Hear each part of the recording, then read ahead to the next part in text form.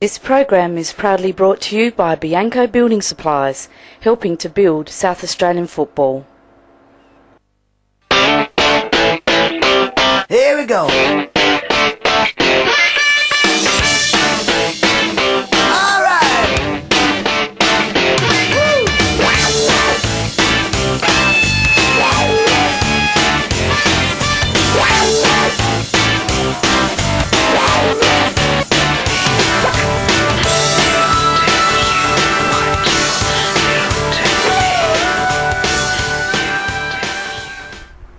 Good evening everyone and welcome to Full On Football. I'm Nat Adamopoulos and this is the only local TV show that promotes local South Australian football. Well, it's a new year and it's a new season and new format to the season because we've got a return of the top 5 finals. Love them or hate them, they're back this year, so it'll be interesting to see how that goes towards the end of the season. And but already we've seen plenty of football being played with the 2 pre-season competitions that we've had, one at Adelaide City Park, which is the Best Point Cup, and then also the one down at Marden, which is the Fairmont Homes Summer Series Cup. And can I just say congratulations to Metro Stars defeating Adelaide Blue Eagles 1-0 to win the 2008 Fairmont Homes Cup. And congratulations to Para Hills Knights, a fantastic game going to extra time, defeating Adelaide City 2-1 to win the 2008 Best Point Cup. Well, as you can notice, Full On Football's got a new look too this year. We've got a new set, we've got a new 1-hour show, and we've got a new hot seat for our guest panellist, whom you're going to meet very shortly. So it's all very exciting and we're glad to be back and we're glad that you're joining us tonight as well. Tonight we've got a couple of guests. We're basically going to be talking previewing the State and Premier League show this week, and then next week we'll be looking at the Super League. So tonight we've got 2 people that are travelling very different paths in football, but basically they all want the same thing, and that's to taste success in 2008. As I said, in the hot seat, our guest panellist tonight is, well, you can almost say that he's jumped out of the fry pan into the fryer. 2008 senior coach of Seaford Rangers, Benny Dale. Thanks. How are you? Nat. Welcome to Full On Football, Ben. Yes. I nearly called you Bob because I'm so used to your father being the coach. Exactly. Can I just say, don't you have enough challenges in your life you have to take on the senior coaching position? Well, no, there's definitely enough challenges, but this is one that I felt was probably more of a challenge that I really was more passionate about. So definitely all the other challenges can take a back seat for the time being, and while I go on this crusade. Well, as I said, you are in our hot seat, and I guess you would be used to the heat with the way Seaford's been performing of late.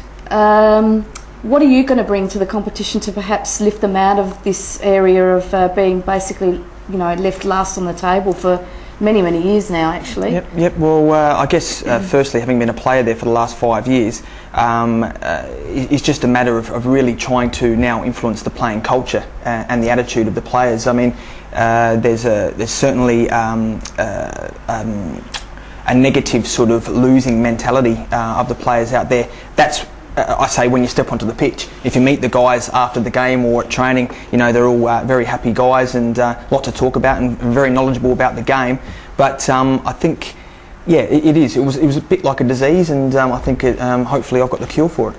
Well, we'll talk a little bit more about that in a moment, but we're going to introduce our next panellist for the evening. And really, he's a man who this year is going to be creating history, as the club that he's involved with is going to take their place as one of the 2 new clubs in the State League. Vice President of West Adelaide Blues, Alexandrou. Welcome to Full On Football, Alex. Thank you, Nat. And of course, you're not a new person to Full On Football. You have been on before, I have indeed. And I thank you for joining us again tonight. Very, very exciting stuff for West Adelaide. Oh, look, it is an exciting time, and it's probably been a few years in the remaking, shall we say, and it's been reborn again through the juniors opposite Clipsal, and there's people that have got the passion there, and hopefully in a few years' time we can have a good, strong, solid club that can be competitive in South Australia, and that's our aim. Now, you said there is quite a few people that do work within the club, and I've witnessed it myself because my children have been involved with West Adelaide, Olympic and now West Adelaide for the last 5 seasons. I don't want to go into the intricacies of why you've gone down this path, but I know, and a lot of people question this, is you've taken on the history of the old West Adelaide. Now, A, how have you been able to do that?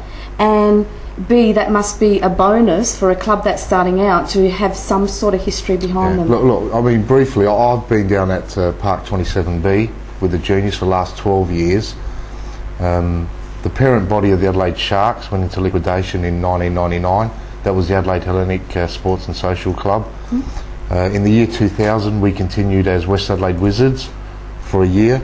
We were courted by 3 different clubs at the end of that year to form an association with. Our members decided to go with Adelaide Olympic at the time. In the last 6 years, we've stayed as separate clubs, and that allowed us 2 years ago, due to different and various reasons, our membership decided to go on our own path, and therefore go back to our West Adelaide name, which we'd had parked to the side, West Adelaide Wizards, which became West Adelaide Blues, and that's a path we've taken. Last year we were in the competition purely as a junior club. This year we're fielding seniors in the State League. We started training November the 7th, and we believe we've come up with a competitive squad to start off. In our first game will be in 2 weeks due to a postponement.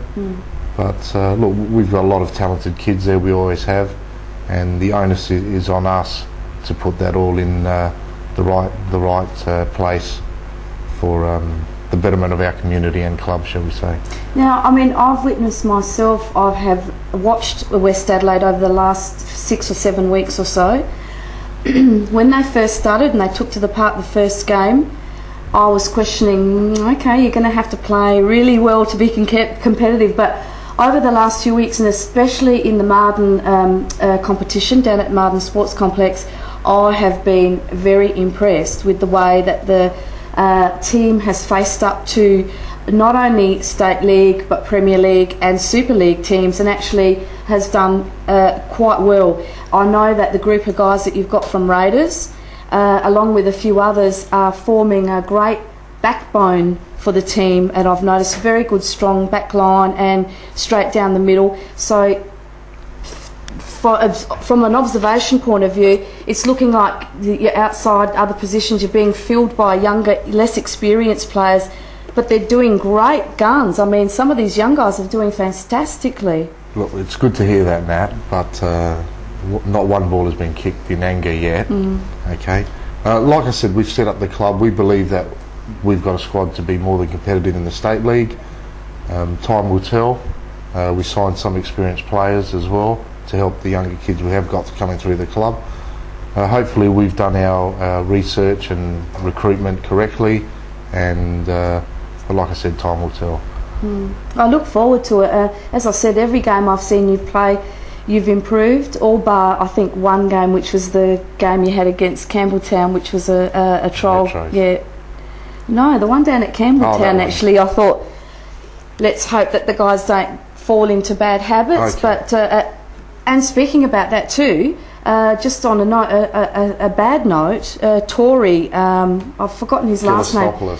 Yeah, very bad news about him where he broke his collarbone in that match. He got his collarbone actually jumped into by one of our other new players, Adam Mehic. Yes. But we're waiting to hear whether it's just a clean break. If it is, it'll be about 6 weeks. If he needs an operation, it'll probably be the season, which is a shame because he slotted nicely into right back. But he's only a young kid, so the club will support him. Well, of course, we wish Tory all the best, and we do hope that it's not a bad break and he's able to come back as soon as he can. Absolutely. Ben, a little bit more about your club. It's great to see that you've got Con Kokkinopoulos back in, and also someone who I really do admire, and that's Rocky Samaja, your goalkeeper. I thought he did a great job towards the end of last season with Cumberland. and it's great to hear that he's back with the club. Oh, definitely. I mean, he's a Seaford boy through and through. And I always said at one stage there, unfortunately for him, he had that raw talent, but I felt that he probably did need to go somewhere else and get some sort of further development to really better his game and for him to become a better goalkeeper. I guess luckily for us, well, I guess with the change to the contracts and stuff last year was a little bit hard as well, because it wasn't like we could sign him on a contract and then maybe let him go out on loan or something like that. So we were lucky enough this year to actually, I had a bit of a chat to him, and he did have a few options, there's no doubt. I mean, he is a quality keeper, and the games that he played in the Super League, he showed that. I think he saved one of Aaron Westerfeld's free kicks last year, and that's always a hard thing to do for any goalkeeper. So, but to actually get him signed this season was a massive bonus for us, because I think getting it right from the back and then working our way out with Con there as well, and we've got a pretty solid defence. So I think if we get it right there, we can only continue to get better as we move forward. So yeah, that's definitely a positive.